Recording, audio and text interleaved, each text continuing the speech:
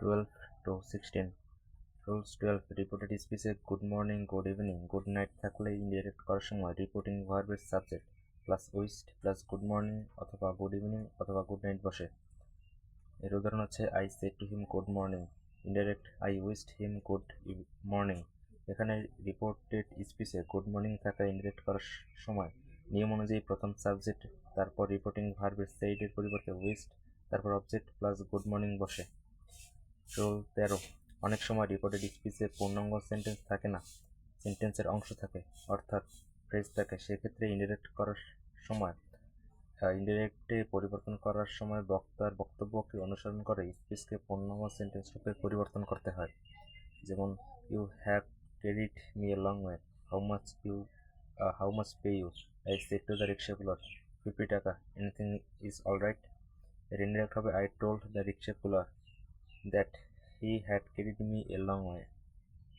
I also asked him how much I should pay him. I further asked him if 50 taka would do. He replied that anything was all right. এখানে উপরে reported স্পিচে 50 টাকা phrase কোনো পূর্ণাঙ্গ sentence না, তাই বক্তা বলতে এখানে 50 টাকা তার চলবে কিনা বোঝানো হয়েছে। এখানে ইনডিরেক্ট করার সময় লিখতে হলো 50 টাকা উড ডু। রুলস 14। অনেক সময় ডাইরেক্ট স্পিচে বক্তা ও শ্রোতার উল্লেখ থাকে না, সেক্ষেত্রে বক্তার ক্ষেত্রে দ্য স্পিকার অ্যান্ড শ্রোতার ক্ষেত্রে দ্য লিসেনার অথবা দ্য পার্সন স্পোকেন টু ব্যবহার করতে হয়। যেমন are you coming to my house tomorrow, yes I will come tomorrow evening. Indirect হবে the speaker said the person spoken to if he was going to his house the next day.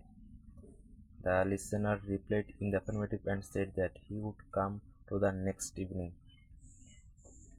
এখানে উপরে direct স্পিচে বক্তা ও শ্রোতার কোনো উল্লেখ থাকে না, তাই ইনডিরেক্ট স্পিচে বক্তা ও শ্রোতার ক্ষেত্রে the speaker and the listener the person spoken to ব্যবহৃত হয়। যদি ডাইরেক্ট স্পিচে reporting verb carried, muttered, replied, আক্সড ইত্যাদি থাকে, তবে ইনডিরেক্ট করার সময় উক্ত রিপোর্টিং ভার্বের কোনো পরিবর্তন হয় না। সেন্টেন্স এর প্রথমে প্রোনাউন ও নাউন থাকলে প্রোনাউনের পরিবর্তে নাউন লেখাই শ্রেয়।